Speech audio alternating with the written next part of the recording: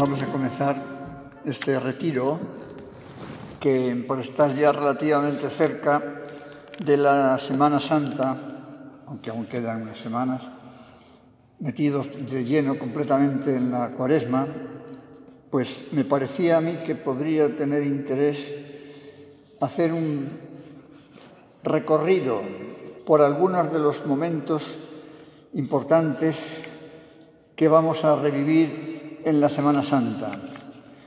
Es como recordaros ideas que conviene que cada uno de nosotros meditemos más despacio.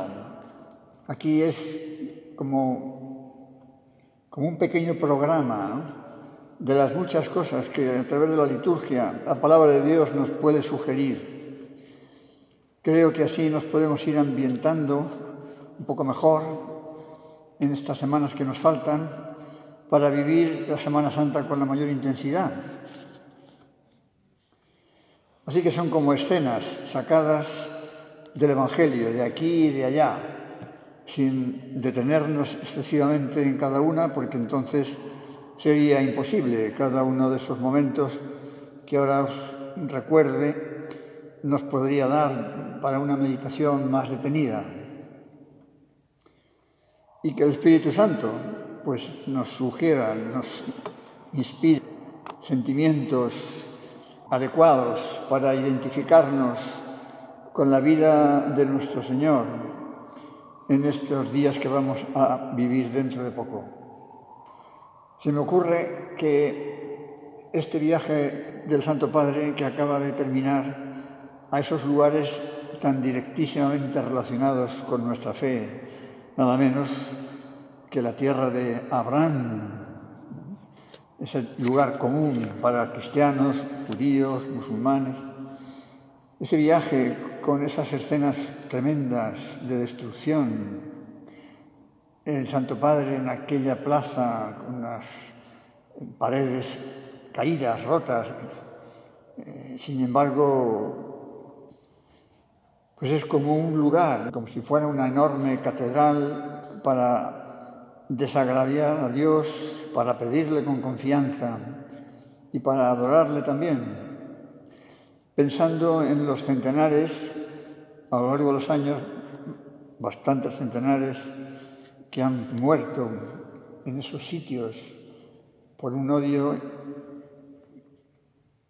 que no tiene ninguna justificación. Pedir al Señor que arraigue en los corazones de cada uno de nosotros, y por supuesto de millones de hombres y mujeres del mundo entero, esos sentimientos de paz, de entendimiento, de fraternidad, mucho más cuando hay lazos comunes, religiosos, que pueden y deben unirnos.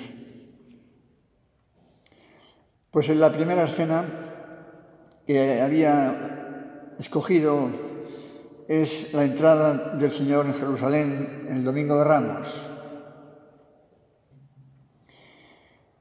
Ya antes de llegar allí, ¿no?, el Evangelio nos dice cómo el Señor iba como delante de los apóstoles, subiendo a Jerusalén, como con prisa. Él sabe lo que va a vivir, lo que va a suceder, lo que van a hacer con Él. Y no se arredra. Tiene como prisa, podríamos decir así, para llegar a la Ciudad Santa. El encuentro con la voluntad del Padre le mueve a nuestro Señor, aunque a veces eso suponga ir directamente al encuentro del dolor, del sufrimiento, porque sabe que para eso ha venido al mundo, para redimirnos, y el precio que libremente ha querido pagar es ese: el dolor, el sufrimiento, el escarnio, las burlas, la muerte. Tiene que ser sentimientos que nos llevan directamente al agradecimiento, a la compunción, a salir de la posible indiferencia o cierta frialdad en la que a veces podamos encontrarnos. Estamos ya situados en esa escena gozosa, la entrada en Jerusalén, el Señor en un pollino. Ciertamente, David había entrado también, siglos atrás, en Jerusalén, en un pollino, de modo que es un animal que tiene historia bíblica, digamos. Y el Señor, pues seguro, quiso hacer lo mismo que es David. Pero además, el que fuera de ese modo, precisamente como el Señor quisiera entrar, y no de un modo victorioso, poderoso, sino montado en un humilde animal, nos está hablando de esa actitud de humildad de nuestro Señor. Justamente cuando está siendo aclamado por las multitudes, Él con ese gesto explícito, ¿no?, de humildad, de sencillez, para darnos una enseñanza clara, ¿no?, de no dejarnos llevar de la vanidad, cosa que es muy fácil que suceda, sobre todo cuando nos pudieran alabar por algún motivo. Pero ese animal en su humildad, sabéis que no había montado nadie antes en él, como diciendo que los instrumentos que Dios quiere utilizar nosotros, no hace falta que tengamos muchas cualidades externas de poder, de influencia, pero sí necesita el Señor ver en nosotros un corazón limpio, humilde, sencillo, eso sí. Si no, no nos puede utilizar. Y aquellas gentes, con toda sencillez y sinceridad, aclamaban: «Hosanna al Hijo de David». Y aclamaban, recordando frases de la Sagrada Escritura referentes, pues, al Mesías. Y ahí nos vamos a encontrar a los fariseos y adláteres que de una manera verdaderamente mezquina le van a decir a aquella gente sencilla que se callen, que se callen. Parece inconcebible, ¿verdad? Les mueve la envidia, les mueve la envidia. Bien, en nuestros días también puede ser que de una manera o de otra, cuando queramos manifestar abiertamente nuestra fe, encontremos gentes o medios de comunicación o ideas o que nos digan: cállate, deja tu fe para tu casa, en el rincón de tu cuarto, con la puerta cerrada, para que nadie te vea, para que sea una cosa tuya. No manifiestes públicamente tu fe. Tenemos todo el derecho a manifestar nuestra fe públicamente. Eso no ofende a nadie. No hacen otra cosa los que manifiestan su actitud contraria a la fe. Y aquellas gentes extienden por el suelo ramos de olivo, mantos, las palmas. Siempre que recuerdo esta escena, pues me acuerdo de lo que comentaba San José María sobre este punto concreto, en el que decía que realmente lo que debemos poner en el suelo es nuestro corazón, para que los demás pisen blando. Una frase muy bonita, pero que no es fácil de vivir, y sin embargo es necesario poner el corazón en el suelo para que los demás pisen blando. Y va a suceder algo conmovedor, que aquellas gentes, los que lo observaran, se debieron de quedar, pues, conmocionados, porque resulta que en medio de aquella alegría el Señor va a llorar al ver las murallas de Jerusalén. El Señor va a llorar, llora, porque sabe que aquella ciudad va a ser destruida. al cabo de los años, como así fue, en castigo a su infidelidad,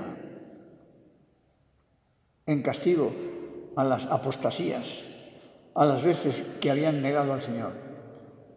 Y no solamente lo que ya habían hecho a lo largo de los siglos antes tantas veces, sino lo que van a hacer con el mismo Señor muy pocos días después. Y Jerusalén va a ser destruida. El Señor llora por nuestros pecados, como estará llorando ahora también, digamos, por los pecados del mundo entero. Hay que rezar y pedir al Señor que tenga misericordia de nosotros, porque su justicia también le puede llevar a castigar a los hombres cuando conscientemente nos alejamos de Él. Pero en aquellas gentes que aplauden al Señor, podemos también anticipar algo que sabemos y que realmente es muy aleccionador también. Esas gentes que están allí aplaudiendo al Señor, prácticamente estarían todas o casi todas el Viernes Santo en el pretorio. Y allí, cuando los escribas, los fariseos, los doctores de la ley manipulen aquella asamblea, la manipulación no es de hoy, ya existía entonces y antes. Cuando manipulen aquella asamblea y obliguen de alguna manera a que acepten lo que los fariseos dicen, que condenen al Señor, que suelten a Barrabás y que condenen al Señor, que suelten a Barrabás, un bandido, un ladrón. Pues esas gentes que el Domingo de Ramos aplauden, el Viernes Santo no se les oye salir en defensa del Señor. ¿Cómo puede ser? Han pasado 4 días. Pues por un lado cobardía, seguramente, cobardía, respetos humanos y también un entusiasmo superficial, pasajero. No saben seguir al Señor en momentos de dificultad, no saben dar la cara por el Señor cuando otros le atacan. Les falta fe, les falta amor, les falta valentía. Después, probablemente, se arrepentirían. Pero en ese momento, bueno, creo que es otra enseñanza impresionante que debemos tener en cuenta. No podemos seguir al Señor solo en momentos fáciles.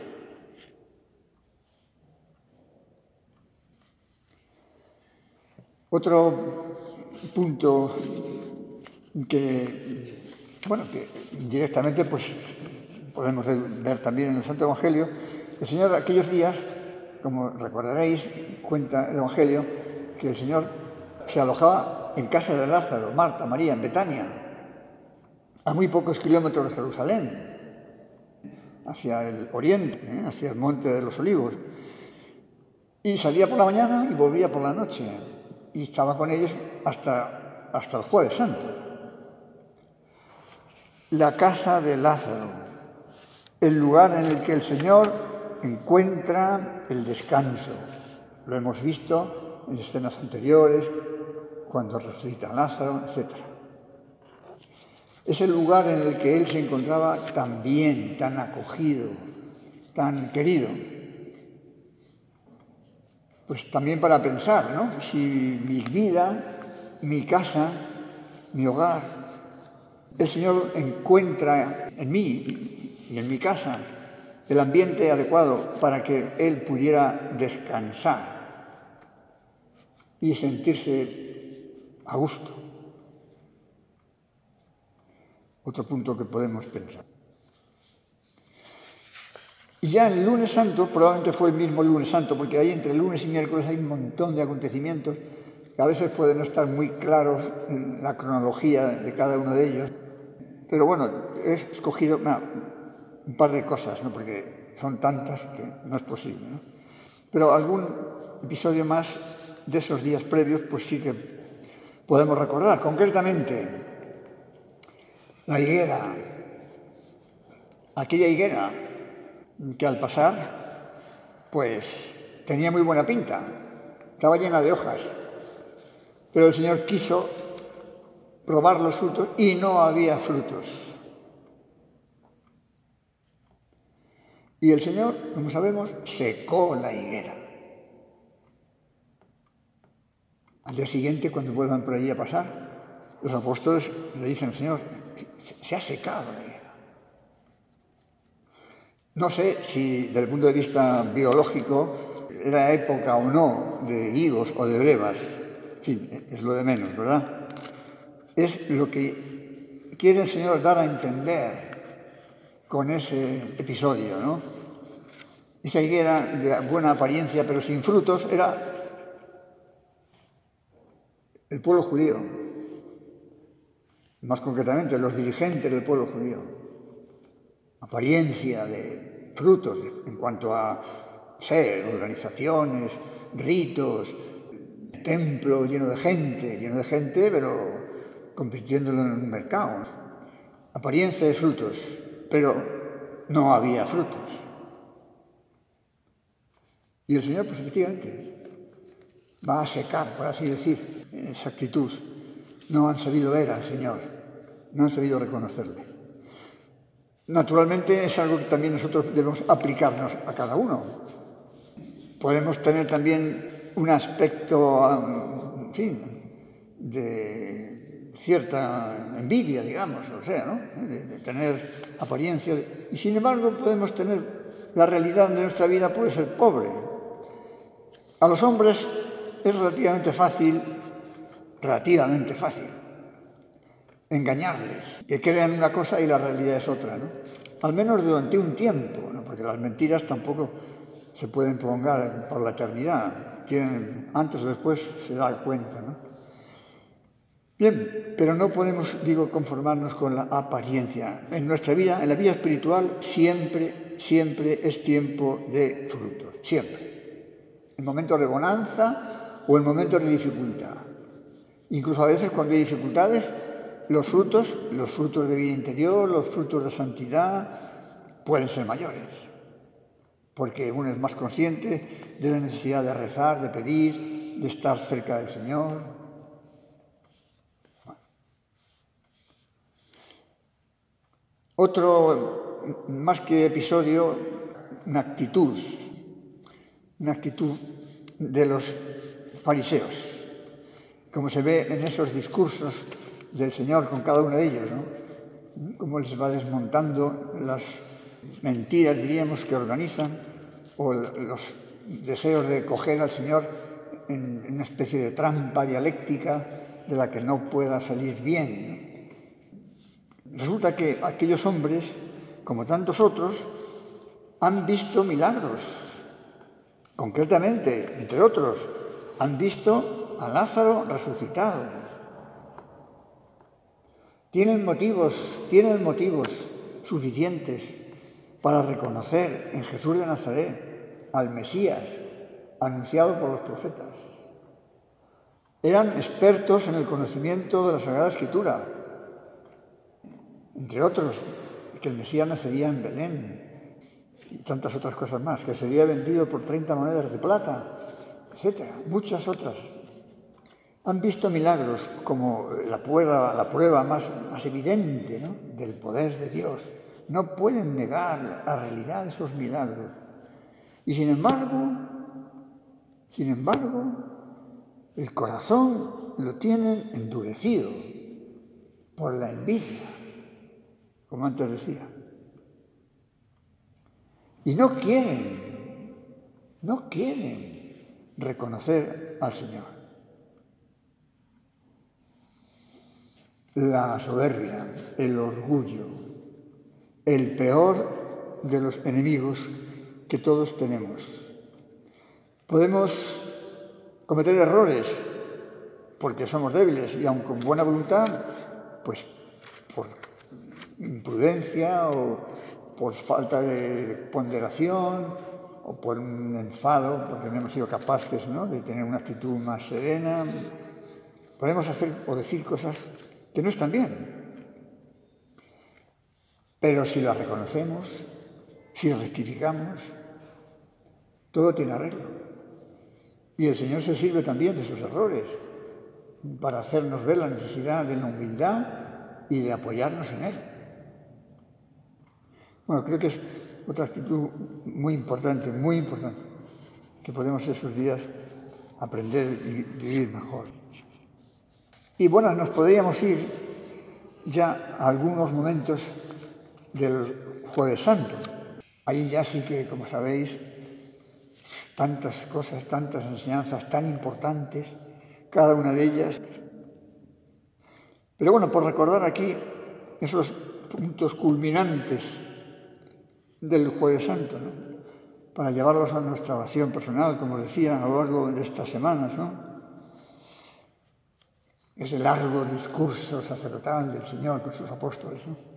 Pero en fin, de ahí destacar, como sabéis, ¿no? Por una parte, el amor con obras.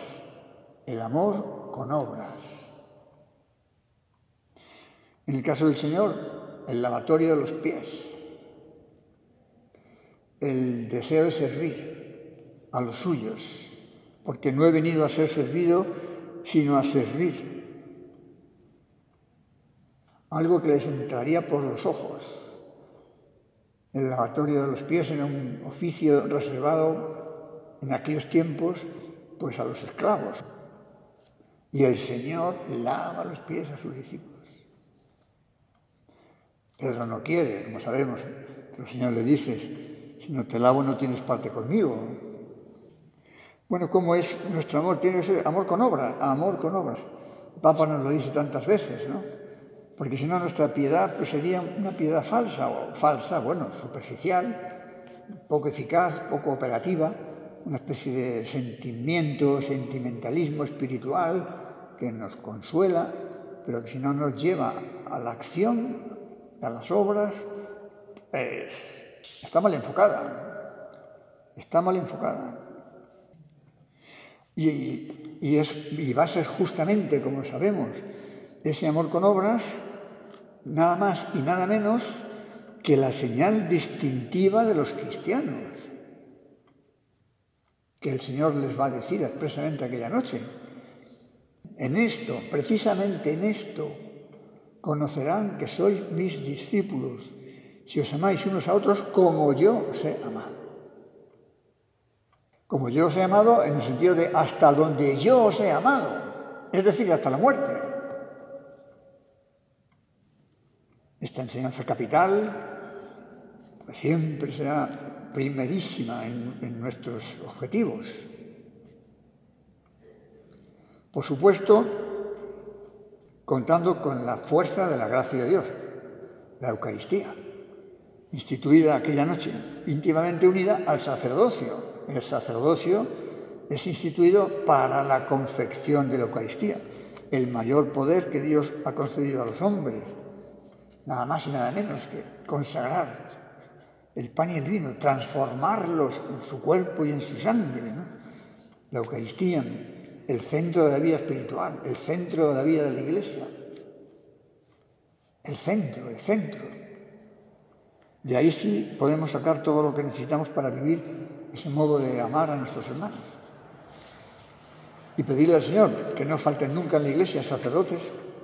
No faltarán, porque el Señor ha prometido que la Iglesia perdurará hasta el final de los tiempos. Aunque pueda haber países enteros en los que durante un tiempo, que pueden ser siglos, a lo mejor, pues casi desaparezca la Iglesia.